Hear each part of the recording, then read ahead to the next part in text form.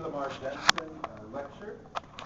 We appreciate everyone who's turned out. We want to recognize especially the man of the moment for whom this lecture is named, VID00109, who's sitting here, accompanied by many family members and friends. Unfortunately, his wife Mary is not able to be with us because of health issues, but she would love to be here, and we definitely miss having her with us. We'll go ahead and begin with the prayer. Claire Woodward, a junior in history from Colorado Springs, Colorado, will offer that prayer.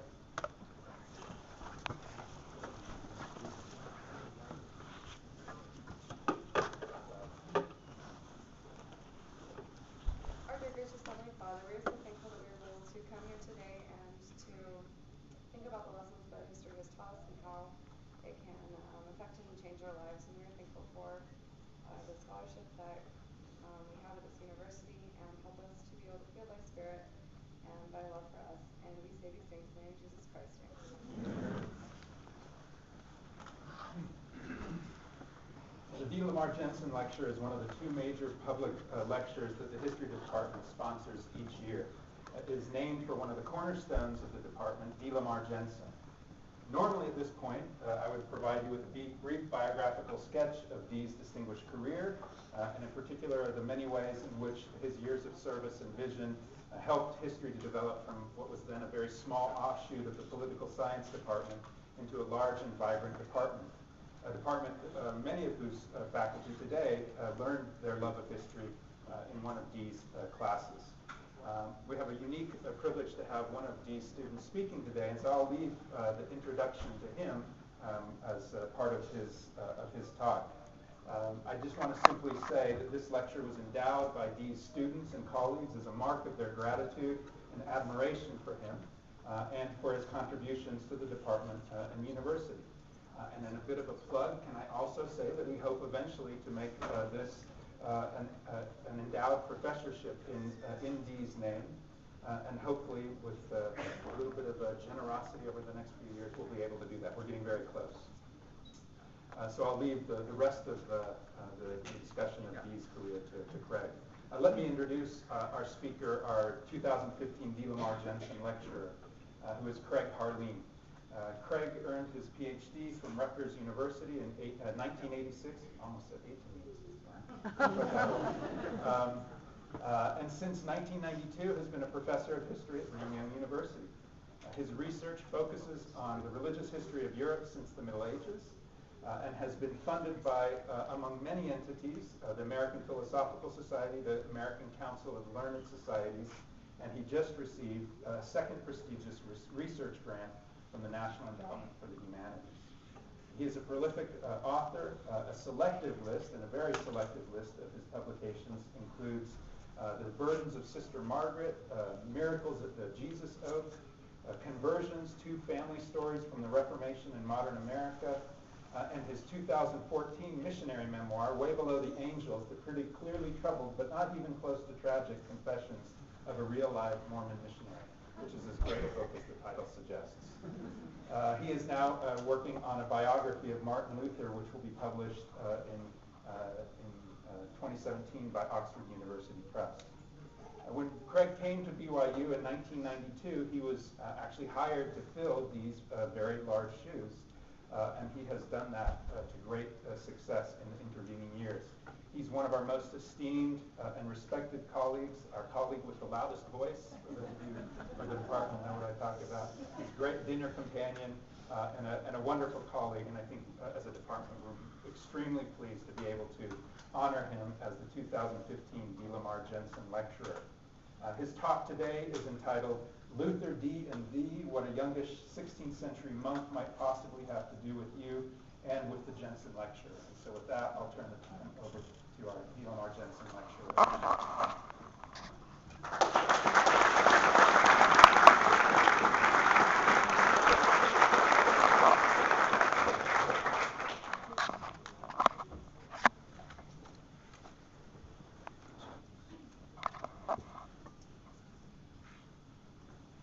Thanks very much, Eric. I hope you can all hear me with my allegedly loud voice.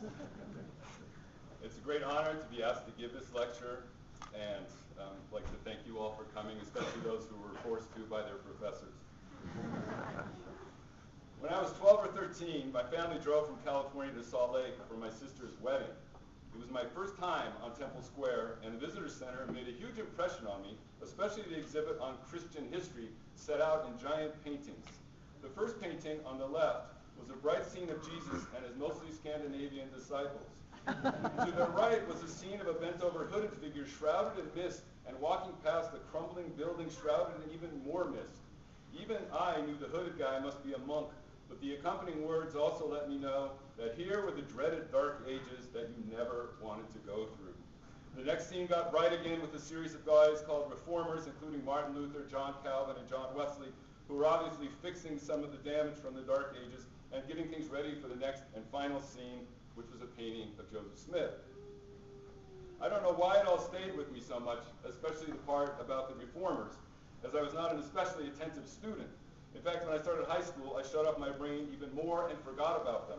But when I went on a mission to Belgium, I remembered again, because just about everyone in this country belonged to the religion of the guy in the mist, Catholicism. As an American, I couldn't understand how people could all belong to just one religion. And as a Mormon, I couldn't understand how if they did, then they would choose Catholicism. One of my preaching damnation sermons.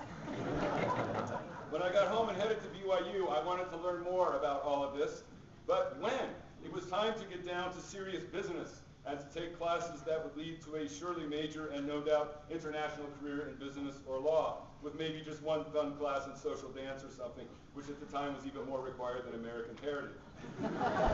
None of the classes I was taking thrilled me, so in my junior year I started sneaking looks at the history courses, and there in the catalog I saw a class on the Reformation, which was taught, like about half the courses at BYU, by a guy named Jensen. I suddenly couldn't think of another class I would rather take, and what I had most in mind when I thought of it was Martin Luther, the reformer I'd seen on Temple Square, rebelling against the Catholicism that so deserved to be rebelled against. Even though I signed up for this class, I still worried that I was getting distracted from my real studies. I was also a little embarrassed because none of my friends were interested in something like the Reformation. This was the late 70s, recession time, when no normal guy was studying the humanities, seriously, at least in public. Sure enough, on the first day of Reformation class, there were only 8 other students, far fewer than Professor Jensen's classes in the 60s and 80s. They all looked as sheepish as I felt, and most were female, which made me feel even more sheepish. Oh, sure, on Sunday I secretly wanted to go to their cultural refinement classes, but on weekday, normal guys should be in high-powered business classes.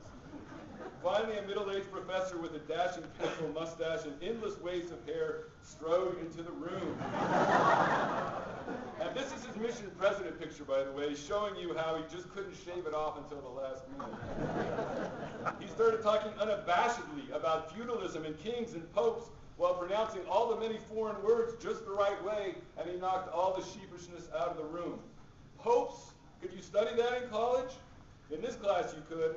In fact, I soon realized that a class in the Reformation was going to be as much about popes and Catholics as it was about Martin Luther, and that the Catholic stuff was, to my surprise, grabbing me most of all. Professor Jensen seemed to know everything about it, too, and in a small class like that, I soon saw him as my personal Google search engine before there was such a thing, interrupting at every wrong moment to ask things I was dying to know, like when he mentioned Pope Gregory XIII. I asked, is the Gregorian chant named after him? No, they wouldn't have waited until number 13 to name an entire musical tradition. Pretty soon I memorized all the popes of the Reformation without even trying. And if Professor Jensen said, the Pope did this or that, I might raise my hand and ask, would that have been Paul IV? And he would say, good, with a bemused look on his face like I was being exactly the slightly odd fellow I didn't want to be. But I had to know the code and all the stuff he seemed to know, and that I'd never known any Mormon guy to know, except maybe slightly odd Brother Wolf back home with the trembly voice. In fact, maybe Professor Jensen was slightly odd too, I had to think, because I was just a student of the Reformation who was going to be a surely major and no doubt international career in business or law, and he was a full-on professor of the Reformation. How did any normal guy, not to mention normal Mormon guy, end up doing that? In fact, how the Mormon farm boy D. Jensen from the vicinity of Buell, Idaho, got interested in the Reformation and Martin Luther was indeed something of a mystery. Born in 1925, he was given the French-leaning name de Lamar, apparently after an early French-Belgian settler of Idaho who founded a mining town in that name and struck it rich, then left it a ghost town. But everyone just called the new boy D. He soon attended the proverbial one-room, two-outhouse rural school with 5 rows of desks and 8 grades, and also soon realized that school had a lot going for it that milking cows, feeding pigs, pulling up potatoes, and hoeing weeds did not. During those early years at school, he got interested in adventure and war, and therefore history too. No sign of the Reformation yet, but there surely was a sign of interest in diplomacy and spying and intrigue that he would come to love so much, thanks to the very non-diplomatic way he was treated by a teacher. One day, young D was caught passing a love note to the girl across the aisle. The teacher ordered him to come to the front of the class and read it aloud. Like a good spy, D tried to destroy the note on the way up, but he managed, like a bad spy, to tear off only a corner with just one word on it. After a look at the 2 words left, the teacher guessed what was missing, and while D stood there silent, she kept prompting him, repeating, I, until finally he blurted out, I love you, and raced back to his seat, humiliated. The girl was humiliated too and didn't go to school the next day, which the teacher made her apologize for as well before the whole class. Oh, for the good old days of education. The Jensen family moved into Buell itself on September 1st, 1939, the day Hitler invaded Poland, and Dee started high school. Surprisingly, the teachers weren't as exciting as they had been at his rural school, and Dee moved away from history and reading for fun to focus instead on science and math. He didn't exactly love them, but he wanted to be a pilot. So he got through his classes, played a lot of sports, joined the Model Airplane Club, then just after graduation in 1943, with the U.S. at war now, joined the Air Force. His parents were not happy. They wanted him to wait to get drafted, like other boys. But Dee figured it was inevitable, so why wait? He learned to fly all sorts of planes, but the war ended before he'd finished all of his training. And he stayed in the Air Force another 6 months, logging flying time, so his service lasted almost 3 years. He started attending BYU in the fall of 1946, majoring in aeronautical engineering because he still wanted to fly, now as a commercial pilot. But he disliked all 4 of the math classes he signed up for and liked instead, of all things, freshman English. He liked boxing too, and he liked his religion classes, as he stopped practicing his faith during those 3 years in the service, making you wonder how he would have gotten into BYU today. And after a year of study, he started thinking about going on a mission. He went home and taught science at Buell High School for a year to save some money, but the job also helped him to see that he really liked teaching, just not high school and just not science. Although he hoped to go to Europe, he was called to Mexico, which he ended up liking very much. There he is on the left in his dashing suit. He also, and yes, had to learn to play the guitar, of course, and he also met his future wife, Mary, who was a missionary, and he got more interested than ever in history, especially European history, even studying French and German to go with his Spanish. Of course, here he is playing for the Mormones basketball team. When Dee got back to BYU, he gave up math for good and studied all the history he could.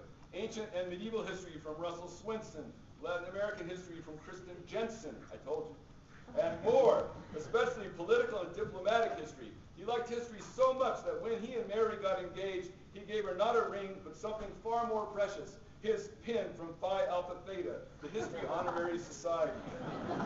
I'm still not clear what Mary thought of that. He graduated in spring of 1952, 27 years old. He'd already decided that he wanted to get a PhD in European history and set his sights on Columbia University, where a professor named Carlton J.H. Hayes was a famous expert in the political and cultural history of modern Europe. He had even been the U.S. ambassador to Spain during World War II, and his deep knowledge of that country helped Spain to keep Spain from joining forces with Germany. That sort of real-world application of academic knowledge impressed Dee, and so he was thrilled when he was accepted to Columbia. It would be expensive, but the GI Bill gave him full tuition plus $100 a month. And he figured if he worked part-time, they could survive, especially since the university provided cheap housing.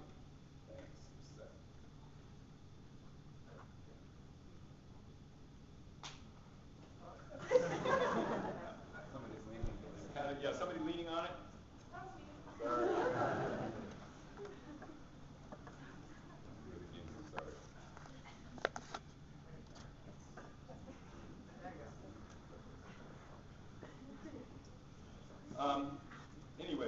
provided cheap housing, including this old army barracks called Shanks Village, which Dee himself painted, probably far more romantically than it deserved to be painted.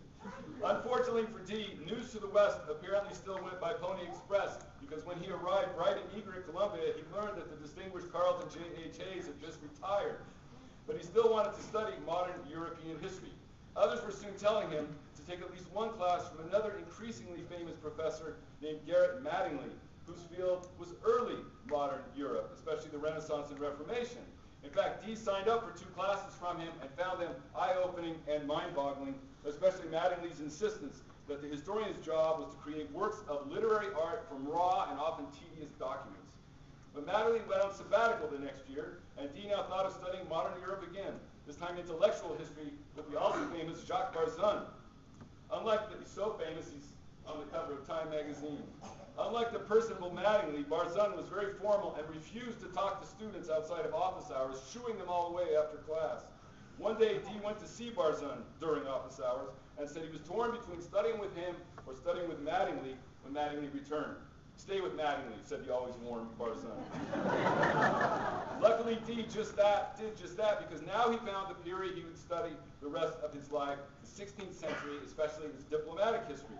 He chose his thesis topic on an important Spanish diplomat of the time named Bernardino de Mendoza. Mendoza hadn't yet been studied because his letters were in an extraordinarily difficult Spanish cipher. This is Mendoza in a modern movie, of course. He's so important he gets roles in movies. And so Dee traveled to Spain to try to break this code, and here you see him dressed nattily in the archive.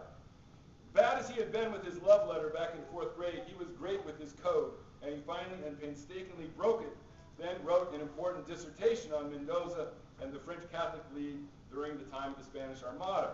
When that book was published in 1964 by Harvard University Press, it gave him an international reputation. He studied other subjects as well, of course, including Martin Luther, because, as he long said, if you study the 16th century, you're going to have to confront Luther. Of course, there was more to life in New York than just study. Dee worked part-time at a post office and delivered mail one summer, then for O.C. Tanner as their representative in New York. Mary baked bread and sold it to the neighbors, and one of her delivery boys was Kit Lund, now in the Spanish and Portuguese department, who remembers getting 1 cent a loaf and dropping only a few on the ground before he delivered them. Dee and Mary also went to museums and musicals, and Mary signed Renaissance man Dee up for the popular TV game show Tic-Tac-Dough. And he actually, there it is, he actually got on the air and put up a furious 2-day fight against the current long-reigning champion, until on the 3rd day, Dee missed the question, who is the basketball coach at the University of Kentucky?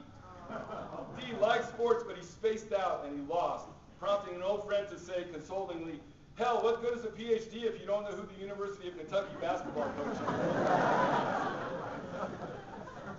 When Dee left Columbia and took a position at BYU in 1957, he taught all sorts of classes, but especially the Renaissance and Reformation. There were always far more students in his Renaissance class than in his Reformation class, he noticed, which he decided was because Mormon kids figured they already knew what they needed to know about religion. What could Luther or historical Christianity possibly teach them? He kept researching in Europe as well. Here you see him at one of the monasteries where he researched or archives, taking along often his growing family in memorable but sometimes hair-raising adventures that you really don't want to hear about. He was a co-founder of what is now the biggest international society in the world for the study of the 16th century, and yes, it has more than 8 members. He also, coming back from Europe, found it very hard to shave, which I can totally relate to.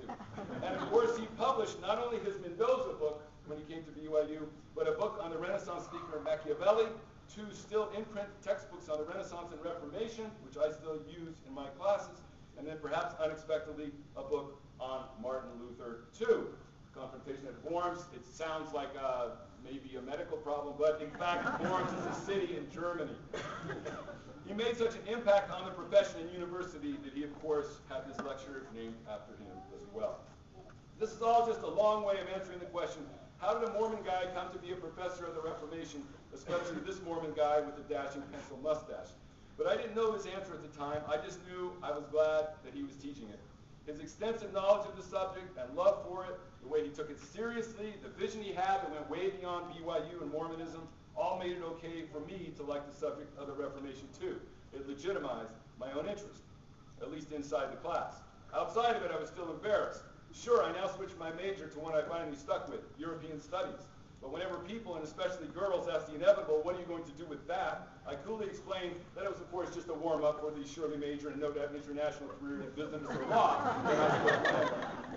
In fact, I did try law school for 3 whole weeks, just long enough to trap my wife into marrying me.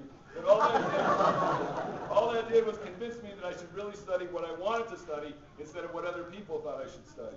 And so I decided I wanted to go to graduate school in history just like Dee, and go back east just like Dee, and even go to Columbia just like Dee. I mostly wanted to be like Mike, but I also wanted to be like Dee. Of course, I wasn't just like him. On his advice, I went to Rutgers, not Columbia, studying with one of his former classmates from Columbia, Herbert Rowan. Plus, Dee grew up on a farm, and I in the suburbs. He had a pencil mustache. I'm more of a magic marker mustache. We both deciphered coded documents, but his really complicated set took several months, while my pretty simple one required just a couple of days, and it would have been faster if I had noticed that the key to the code was right on the front cover. He was a mission president. I'm merely a mission resident. Our interests weren't entirely the same. I've studied mostly everyday religion during the Reformation, especially Catholicism, and he studied politics and diplomacy. But of course, we also have some things in common. We both spent long periods of time in Europe during research. Here I am, drudging in the archives. We both claimed intellectual descent from Mattingly. We both taught 22 credits one semester. Oh wait, I didn't. And we both stumbled on national TV. We both liked sports and Belgian snowflakes. And finally, we both ended up writing books about Martin Luther that we didn't expect to write. Just as Dee always said, if you study the 16th century, you're going to confront Luther. But I never expected to confront him as closely as I have this past year. I've always studied Catholics. I wasn't sure why. Maybe it was the music and art, I thought. Maybe it was because, as I gradually realized, Catholicism was more like Mormonism than Protestantism was, to my utter surprise, given the old Mormon narrative of Christian history. Whatever the case, Catholicism was what I taught and wrote about in books on things like nuns. Eric has mentioned this one on nuns, one on bishops, one on miracles as well. I never expected to write a book about Martin Luther. Then last October, Oxford University Press asked me to do that in time for the 500th anniversary of the Reformation in 2017. I didn't really want to write it, mostly because I wasn't a Luther specialist and had so much to learn, but I agreed, remembering that non-Luther specialist D. Lamar had also written a book about Luther. What makes him so hard to avoid or even attractive? It's partly Luther's celebrity, of course. He's one of the few names that non-historians know from the Reformation. But a name doesn't last that long unless it keeps on having something to say. In fact, Luther still has plenty to say to the modern world, including the Mormon world. What I've learned so far about him has taught me not just historically, but spiritually or emotionally too. That doesn't surprise me anymore, not since 1990, when I spent most of the summer in a convent library in Belgium, reading like mad to understand the mental world of 17th century nuns. And I came away not just historically informed, but profoundly moved. Ever since then, I've come to expect that when I study Catholicism, I won't just learn about it, but learn from it. But I had my doubts that this would be the case with Luther. Luckily, I was wrong. I don't really go in much for high theology, since to me it often seems like an exercise in words about words. But Luther's theology was bloated with life because it grew out of his own emotions and experience. And the idea of his that has moved me most is his central idea, the foundation, the main pillar, the calling card of the Reformation, on the question of how we are saved. Oh, he wrote on all sorts of subjects in hundreds of tracts, some of them completely offensive now, but his ideas on salvation were the heart of everything else. What Protestants now call Reformation Day, or October 31st, commemorates Luther's 95 Theses against indulgences. But to Luther, indulgences were a sideshow. The real question was, how are we saved? And again, this idea, like most of his others, came right out of his personal struggles. Luther grew up in Saxony in East Central Germany, where his father was a smelter, and his mother insisted young Martin go to school. He was bright enough in grammar school to go on to Latin school, which prepared him to be among the less than 1% of the population that went on to the university, where the language of instruction was Latin. Luther's father pushed his son to study law, so he could work for the family's business interest or become a prominent official. And so Martin earned a degree in the arts in 1505 from the University of Erfurt And soon after that, he began his graduate study of law, just as his father hoped. Just weeks into the program, Luther quit the law and entered a monastery, infuriating his father. Luther had become a hooded figure shrouded in mist. It wasn't unusual for someone suffering from a spiritual crisis to become a monk or a nun. Doubt makes a monk was the old saying. Not doubt in God necessarily, but doubt that you could be saved. Many people consider the monastery to be the surest road to salvation, and that monks would get preferential treatment in heaven. And so it made sense that those who worry most about salvation might be most likely to enter. And Luther was suddenly an elite worrier. It's not clear what set him off. The death of a friend from the plague that year, a lightning storm that terrified him and made him vow to become a monk, or did Luther even kill someone in a duel and enter the monastery to soothe his soul and escape the law, as some think? Whatever it was, great terrors about salvation so suddenly overcame him that he almost died, a friend said. If entering a monastery helped your chances at salvation, then entering a strict monastery helped them even more. And so Luther chose the strict Augustinian monastery right in Erfurt. If entering a strict monastery boosted your chances at salvation, then being the most strictly obedient monk in the strict monastery would have to make you a shoo-in. At least that's what Luther thought. He tried to please God and become righteous by strictly obeying every rule about prayer, the sacraments, what Mormons would call ordinances, fasting, and more, sometimes going 3 days without food, and in winter sleeping without a blanket to discipline his body. Doing everything perfectly was the key to being righteous, to being justified, to being saved. But no matter how hard he worked, he still didn't feel justified. He either didn't do something right, or his heart wasn't right when he did. He was proud, or angry, or resentful. He confessed all of his visible and invisible sins at heroic length once for 6 hours, and he did penance to make up for his sins. Still, it didn't work. He spent whole nights weeping and feeling hopeless that he could ever do enough to be saved. Luther sought comfort by talking to other confessors and by studying. He was still a graduate student at the University of Erfurt, but in theology now instead of law. The answer he kept getting was one he already knew, as it dominated the church by now. Namely, we are all ultimately saved or justified by God's grace, not by our own efforts. What you have to do is put yourself, through your conduct, in a state to receive that grace. Or in the famous phrase, just do what lies within you. Facere quod in se est, as it, or more technically, do every dang thing you possibly can. Do your best, and then you will earn grace. This did not soothe Luther at all. How could he know whether he was doing everything he could? He could always think of more.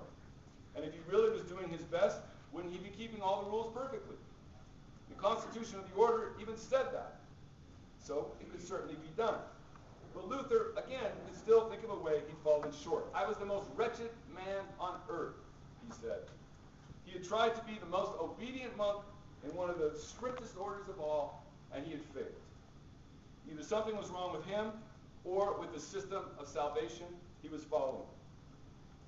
Around 1510, he began for the first time to question the system by talking to still other confessors and by reading less in church-approved commentaries and more in the Bible, especially Paul, plus also Augustine and the famous monk Bernard of Clairvaux.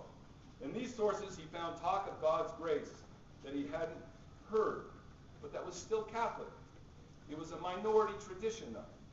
His superior, Johann von Staupitz, knew this tradition and taught Luther to focus on the Christ who suffered because he loved us, rather than Christ the judge who extracted payment for every sin.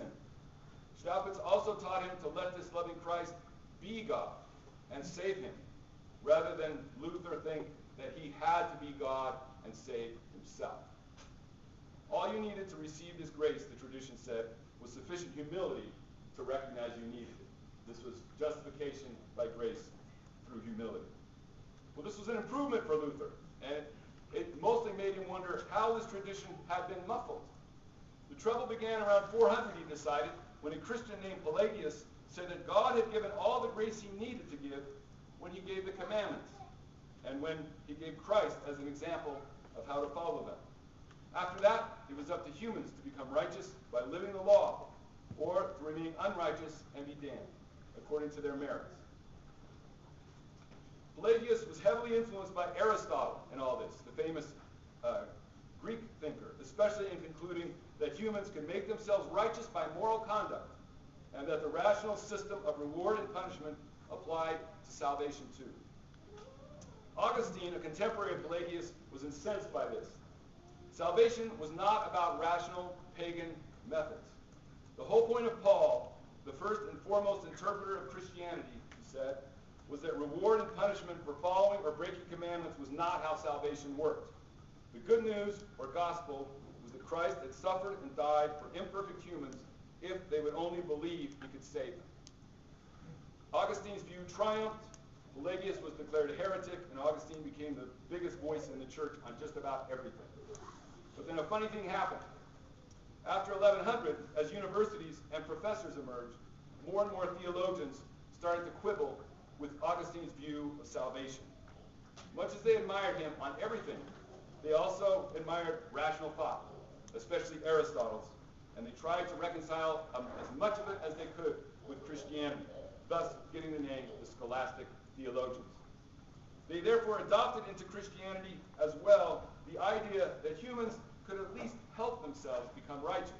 They didn't want to be accused of Pelagianism, these scholastic theologians, and so they didn't go so far as to say that humans could save themselves, but they found a sort of compromise that said salvation came through the cooperation of your will with the grace of God.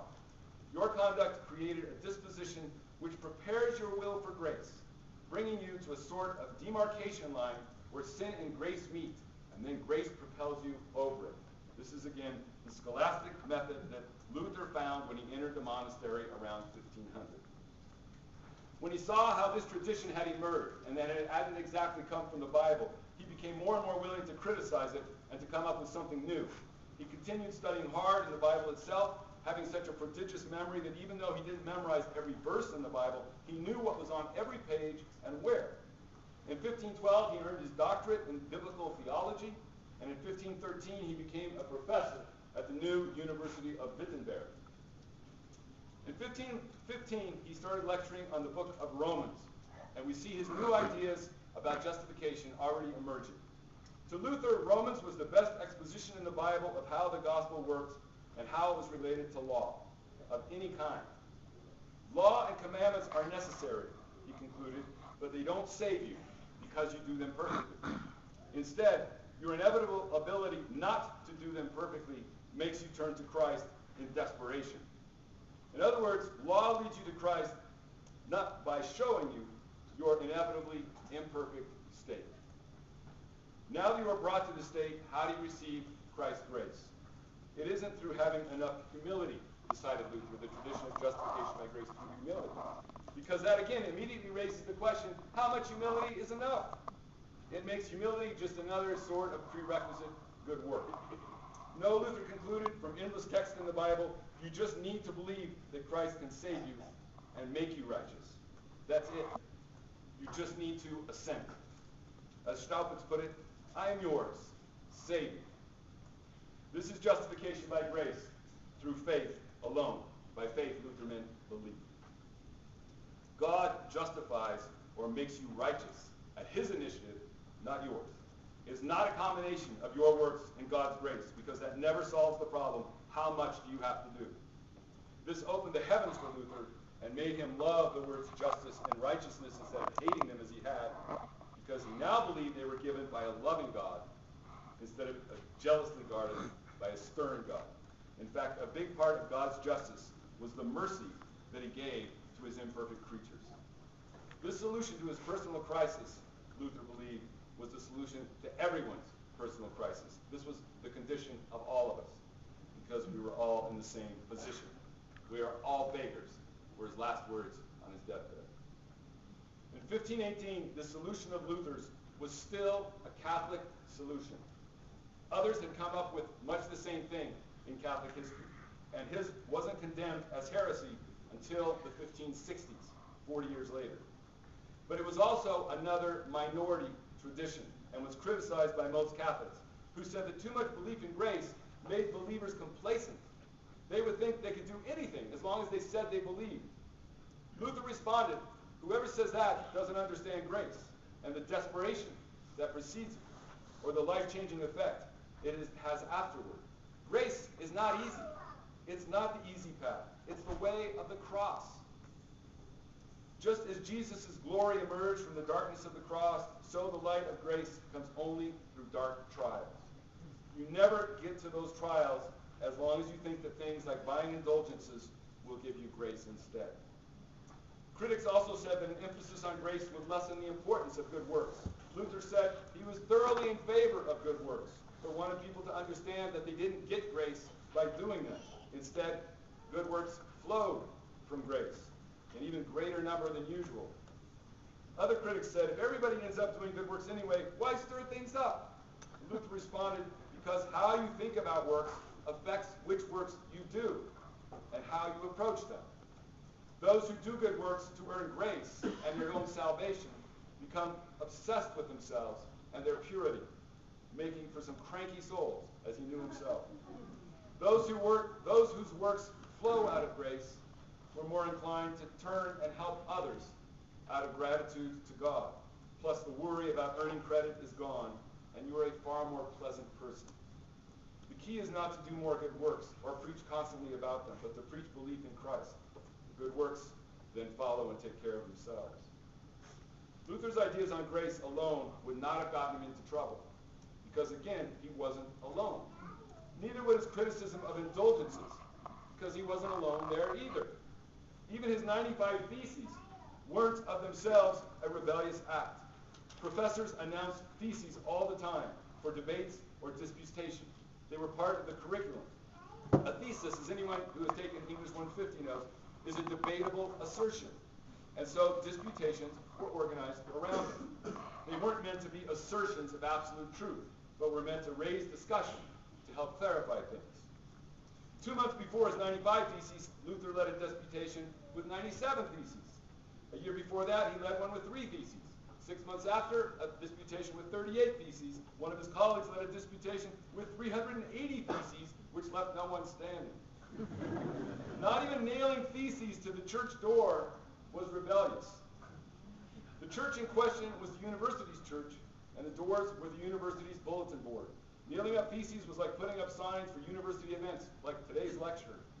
No, what eventually got Luther in trouble was the way he took his central idea of justification and extended it to other parts of the church, especially the authority of the Pope. Luther was not against Catholicism. He was against Roman Catholicism. And that was what would lead to his excommunication in 1521, and then the splitting of Christianity in decades to come. Well, what is there for Mormons in all of this, especially in Luther's struggle over justification? Plenty of us struggle with the same question. But do we believe we can learn something from him and others? President Hinckley famously said, we appreciate the truths in all churches, and we say, bring with you all the good you have, and then let us see if we can add to it. But is it possible that others can add to us too, with their truths, or even their emphases? Again, they have certainly added to me, and I try to teach my students that we have stronger ties to traditional Christianity than we might think, and many of the same issues, and therefore can learn from them. If you ask most Mormons today how they think they are saved, as I do at school or in gospel doctrine class, they tend to answer with a vague combination of works and grace along the lines of the dominant Catholic version in Luther's day. Yes, justification by grace, but only after you've done every dang thing you possibly can to earn that grace. There is a more Luther-like grace tradition too in Mormonism. The most common of these sort of finesses things by distinguishing between salvation and exaltation, saying that yes, we are indeed saved by grace alone, in the sense that we all resurrect, but exaltation still requires the combination of grace and every dang thing you can possibly do.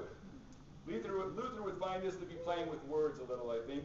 What he had in mind with justification is in the spirit of what Mormons mean by exaltation. And for someone wired the way he was, it still doesn't solve the conundrum of whether you have done enough. Yet there is also in Mormonism a minority grace tradition which has some resemblance to Luther's justification by grace through faith. Nephi's famous, "For we know it is by grace we are saved after all we can do," often used to support the usual grace and works combination, has lately been read more and more as Go ahead and do all you can do. You're still saved by grace. And Nephi's statement soon after, the law hath become dead unto us, and we are made alive in Christ because of our faith, yet we keep the law because of the commandments, sounds an awful lot like Luther. King Benjamin's we are all beggars is exactly Luther, and his we are all unprofitable servants sounds familiar too. More recently, Stephen Robinson's Believing Christ argued that trying to save ourselves through making ourselves perfect shows that we really don't believe Christ when he says he'll save us. That is vintage Luther.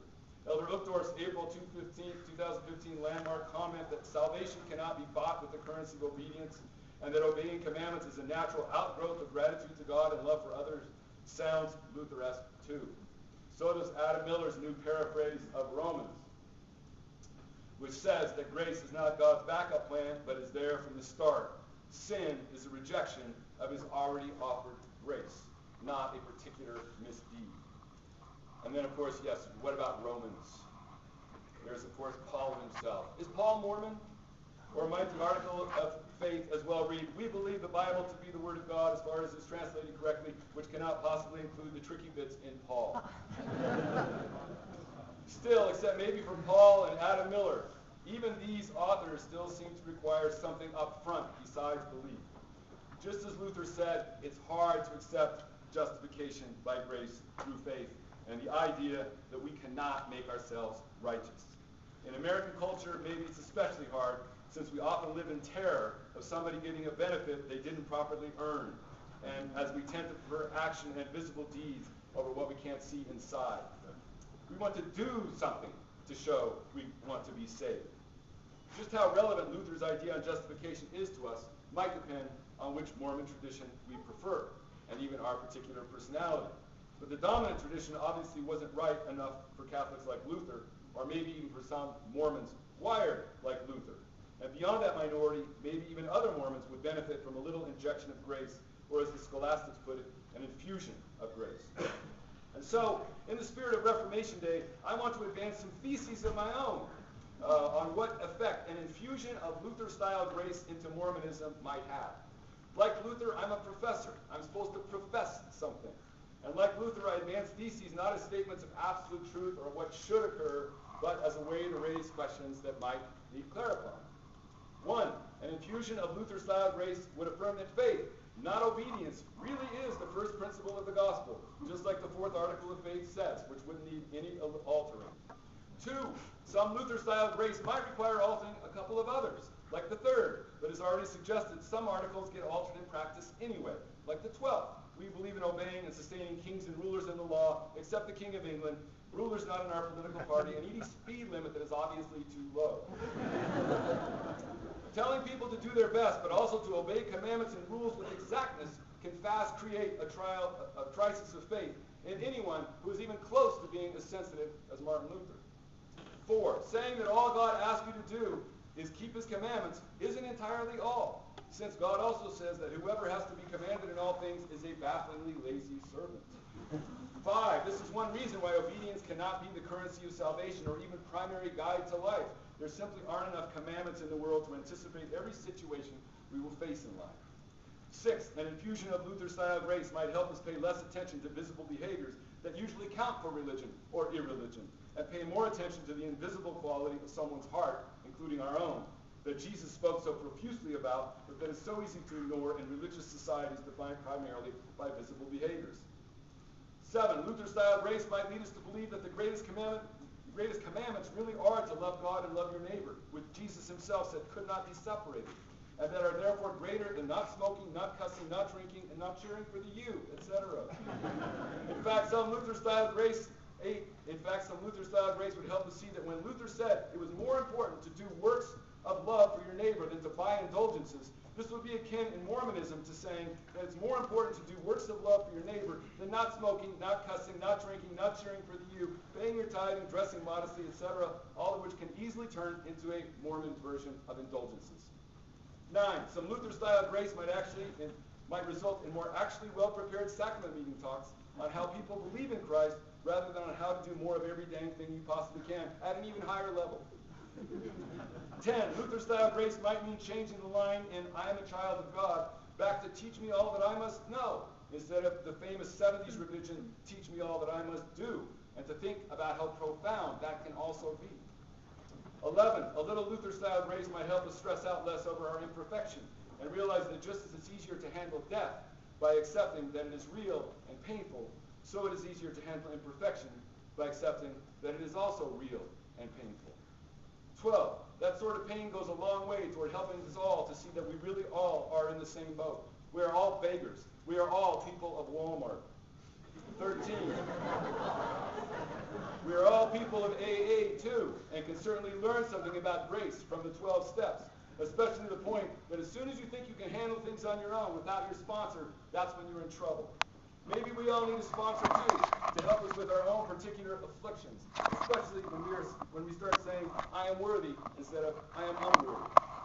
Saying you're unworthy like that doesn't have to go with any flagellation and dreariness, but actually can lend some joy, because you are less obsessed with yourself, and start helping your equally valuable neighbors, or being a home or visiting teacher, not for the classic reasons of getting the Elder Sperm or Relief Society present off your back, or to earn some preferably tangible good fortune from God, but because you realize you need help too.